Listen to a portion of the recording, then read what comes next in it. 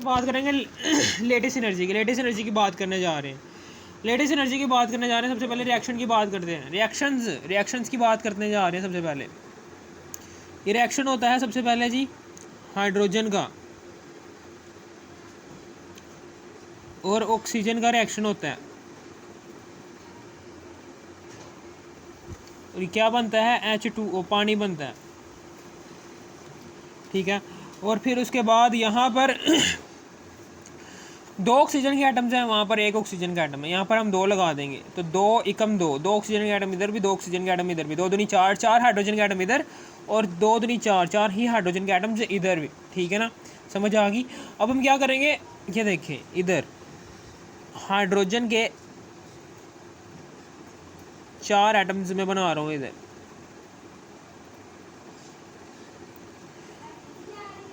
ये जी हाइड्रोजन के चार एटम्स, ये किसके साथ रिएक्शन करते हैं, दो बड़े बड़े से उनसे ऑक्सीजन के एटम्स हैं उनके साथ। ठीक है।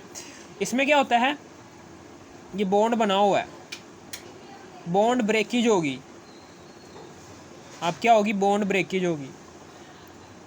इसे आगे मरहले में क्या होगा, बॉन्ड ब्रेकेज होगी। ये लो जी, बॉन्ड ब्रेकेज हो गई।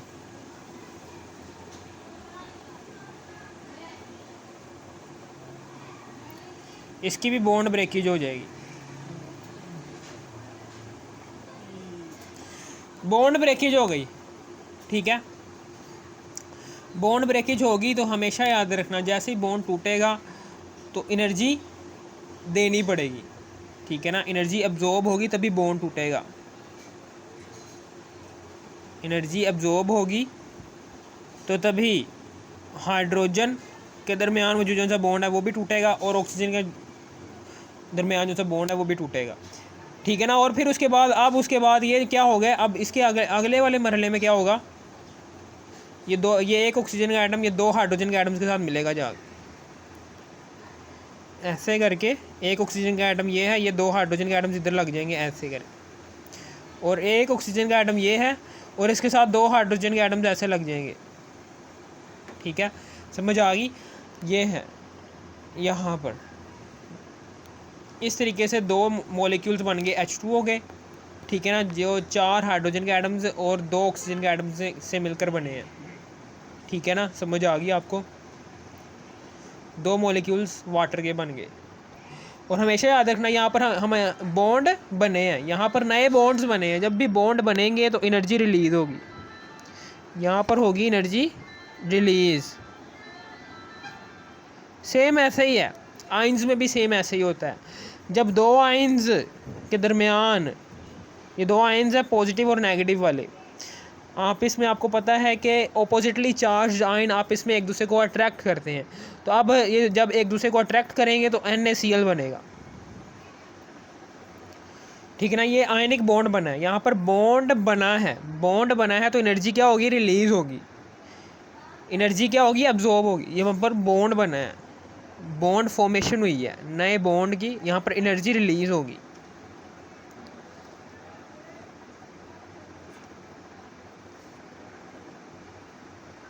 और जैसे ये NaCl का बॉन्ड टूटेगा तो यहाँ पर क्या होगा, जब NaCl, जब आयनिक कंपाउंड जो सा है ये अपने आयंस में टूटता है, जब ये आयंस में टूटेगा तो फिर क्या होगा, एनर्जी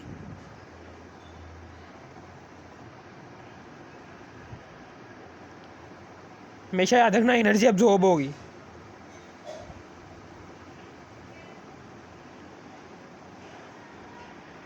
ठीक है ना, जब बॉन्ड आयनिक बॉन्ड टूटेगा, वही वाली ऊपर वाली बात कि यहाँ पर ये बॉन्ड टूटा था ना तो एनर्जी हमेशा अब्जॉर्ब होगी। और जब बॉन्ड्स बनेंगे तो एनर्जी रिलीज़ होगी। यहाँ पर बॉन्ड बना है, आयनिक बॉन्ड बना है दो अपोजिटली चार्ज आयंस के दरमियान, तो यहाँ पर बॉन्ड फॉर्मेशन हुई है तो एनर्जी रिलीज़ होगी। और जब बॉन्ड की ब्रेकेज होगी तो हमेशा याद रखना, जब बॉन्ड ब्रेक होगा ना, बॉन्ड ब्रेक करवाने के लिए जाहिर सी बात है, ये बॉन्ड है, ये बॉन्ड को ब्रेक करवाना है तो उसके लिए थोड़ी सी एनर्जी देनी पड़ेगी तभी ये बॉन्ड टूटेगा। तो वो जितनी भी एनर्जी लगेगी इस बॉन्ड को ब्रेक करवाने के लिए उसको हम कहेंगे ये क्या है, एनर्जी एब्जॉर्ब हो रही है। एनर्जी एब्जॉर्ब होगी या फिर एनर्जी देंगे, या फिर एनर्जी जब देंगे इस बॉन्ड को ब्रेक करवाने के लिए, उस एनर्जी को कहेंगे हम एनर्जी एब्जॉर्बेंस। ठीक है ना, समझ आ गई। और लैटिस एनर्जी की डेफिनेशन भी यही है। ठीक है ना, लैटिस एनर्जी की डेफिनेशन भी इन दोनों को इस्तेमाल करते हुए हम एनर्जी की रिलीज़ कब होगी और एनर्जी की एब्जॉर्बेंस कब होगी, ठीक है ना, इन दोनों को ही हम लैटिस एनर्जी की डेफिनेशन बनाकर यहाँ पर लिखते हैं कि what is lattice energy, give example. ठीक है ना, the amount of energy which is released, the amount of energy which is released, the amount of energy which is released, the amount of energy which is released when 1 mole of ionic compound, when 1 mole of ionic compound is formed from its ions। ठीक है ना, वही बात है, जब 1 मोल ionic compound बनेगा ना, वो जिस आयन से मिलकर बनेगा, उस आयन्स के दरमियान जो सा आयनिक बॉन्ड बनेगा ना, वो आयनिक बॉन्ड जब बनेगा तो उस दौरान जो सी एनर्जी खारिज होगी उसको हम लैटिस एनर्जी का नाम देंगे। ठीक है ना, the amount of energy which is released when 1 mole of ionic compound is formed when 1 mole of ionic compound is formed from its ions. इसी तरीके से ठीक है ना, the amount of energy which is absorbed when 1 mole of ionic compound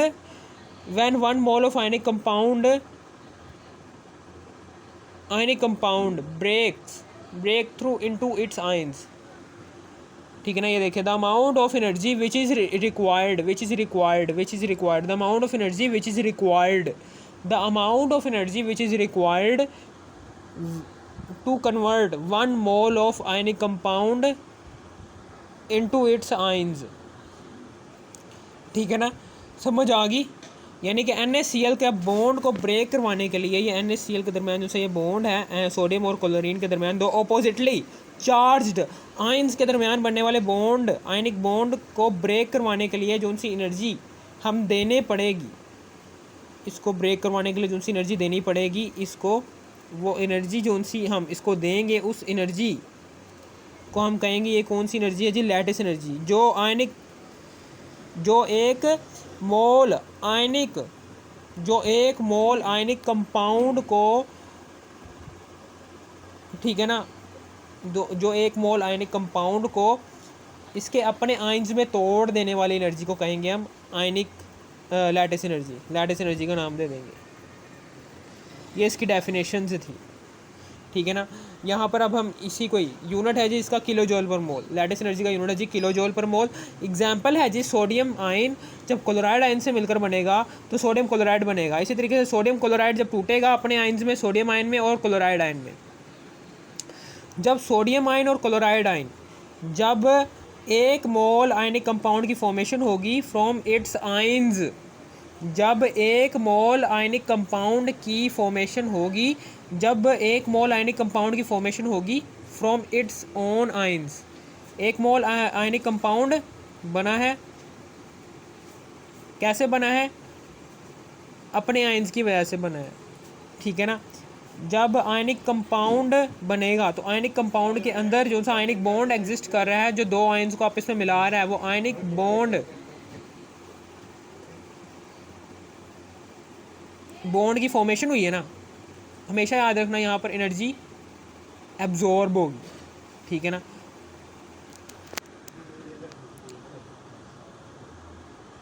energy release होगी, यहाँ पर energy क्या होगी, रिलीज़ होगी। कितनी रिलीज़ हुई है, delta H is equal to -787 kilo joule per mole. इसी तरीके से जब एक आयनिक कंपाउंड बनेगा, अपने आयन्स की बदौलत, एक आयनिक कंपाउंड है, उस आयनिक कंपाउंड में जो आयनिक बॉन्ड है वो टूटेगा तो वो आयन्स में कन्वर्ट होगा, Na+ आयन्स में और क्लोराइड आयन्स में, सोडियम आयन और क्लोराइड आयन में कन्वर्ट होगा। इस आयनिक बॉन्ड को ब्रेक करवाने के लिए जो सी एनर्जी देंगे, उस एनर्जी को हम कहेंगे ये क्या है, ये लैटिस एनर्जी। चूँकि हम दे रहे हैं एनर्जी, हम क्या कर रहे हैं, हम एनर्जी दे रहे हैं, हम एनर्जी प्रोवाइड कर रहे हैं, तो अब ये प्लस में चला जाएगा। Delta is equal to 7 + 787 kilo joule per mole. ऊपर एनर्जी रिलीज़ हुई थी, एनर्जी हमने दी नहीं थी, एनर्जी रिलीज़ हुई थी, तो माइनस में चला गया, -787। यहाँ पर हमने एनर्जी दी है।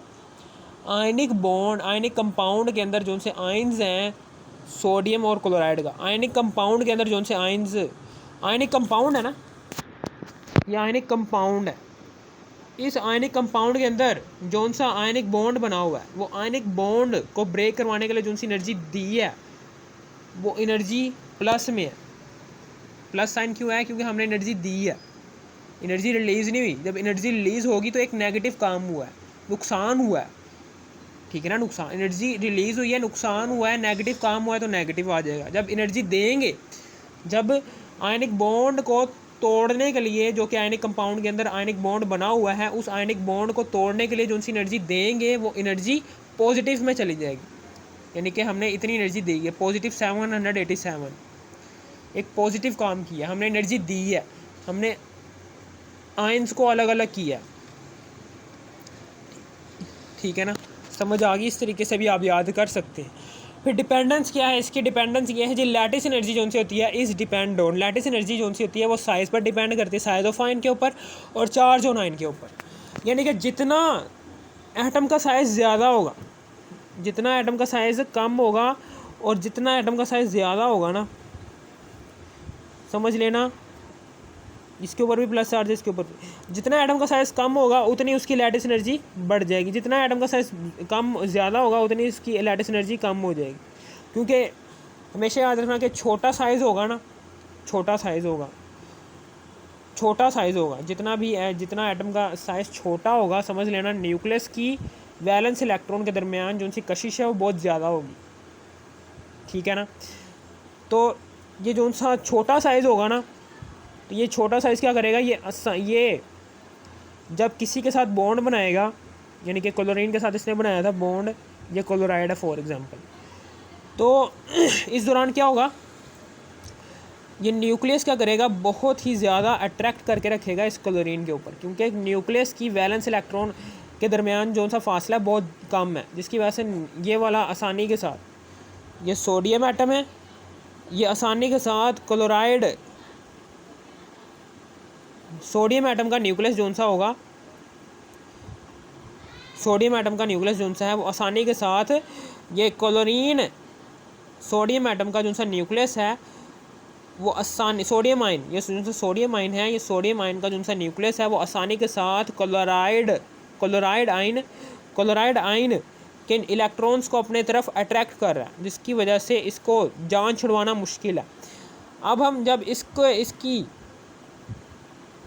इस बॉन्ड को तोड़वाने के लिए बहुत ज़्यादा एनर्जी देनी पड़ेगी, क्योंकि सोडियम आयन का जो सा न्यूक्लियस है, क्योंकि सोडियम आयन का साइज़ छोटा है, सोडियम आयन का साइज़ छोटा होने की वजह से, ठीक है ना, सोडियम आयन का जो सा न्यूक्लियस है वो क्लोराइड आयन के इलेक्ट्रॉन्स को अपनी तरफ ज़्यादा अट्रैक्ट कर रहा है, जिसकी वजह से बहुत ज़्यादा स्ट्रॉन्ग बॉन्ड बनेगा यहाँ पर, और ये इस बॉन्ड को ब्रेक करवाने के लिए बहुत ज़्यादा हैवी किस्म की लैटिस एनर्जी प्रोवाइड देनी पड़ेगी, लैटिस एनर्जी बहुत ज़्यादा मिकदार में देनी पड़ेगी, ठीक है ना।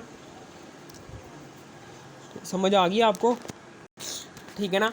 इसी तरह जब बहुत ज़्यादा बड़ा न्यूक्लियस होगा, बहुत ज़्यादा बड़ा साइज़ होगा, तो ज़्यादा बड़ा साइज़ होने की वजह से क्या होगा, तो जब ये दूसरा जो सा एटम है वो भी, उसका भी साइज़ जब बहुत ही बड़ा होगा, ठीक है ना, यानी कि एक साइज़ है, कैटाइन है उसका साइज़ भी बड़ा है और एनाइन है उसका भी साइज़ बड़ा है, तो अब क्या होगा, ये जो सा बड़े साइज़ वाला आयन होगा, इसके न्यूक्लियस, बड़े साइज़ वाला जो सा आयन होगा, इसके दरमियान जो सा न्यूक्लियस होगा, ये न्यूक्लियस क्या करेगा, ये न्यूक्लियस जो सा होगा, ये जो सा एनाइन है, इसके इलेक्ट्रॉन्स को अपनी तरफ अट्रैक्ट, बहुत ही वीकली किस्म का अट्रैक्ट कर रहा होगा, ठीक है ना, बहुत ही वीकली किस्म का अट्रैक्ट कर रहा होगा, जिसकी वजह से यहाँ पर लैटिस एनर्जी कम देनी पड़ेगी, थोड़ी सी देंगे लैटिस एनर्जी और ये बॉन्ड आसानी से टूट जाएगा, ऐसे करके प्लस इधर चला जाएगा और माइनस इधर चला जाएगा, ठीक है ना। एटम का साइज़ छोटा जितना ज़्यादा होगा ना, जितना ज़्यादा एटम छोटा होगा, जितना ज़्यादा एटम का साइज़ छोटा होगा, तो उससे जितना ज़्यादा आयन का साइज़ छोटा होगा ना, जितना ज़्यादा आयन का साइज़ छोटा होगा, समझ लेना वो उतना ही स्ट्रॉन्ग बॉन्ड बनाएगा एनाइन के साथ, जितना कैटायन का साइज़ छोटा होगा वो उतना ही स्ट्रॉन्ग बॉन्ड बनाएगा एनायन के साथ, और स्ट्रॉन्ग बॉन्ड बनाएगा, और उस बॉन्ड को ब्रेक करवाने के लिए जो सी आप एनर्जी देंगे वो एनर्जी भी बहुत ज़्यादा दरकार होगी, और उसी एनर्जी को कहते हैं हम लैटिस एनर्जी। ठीक है ना, समझ आ गई। अब उसके बाद चार्ज ऑन आयन,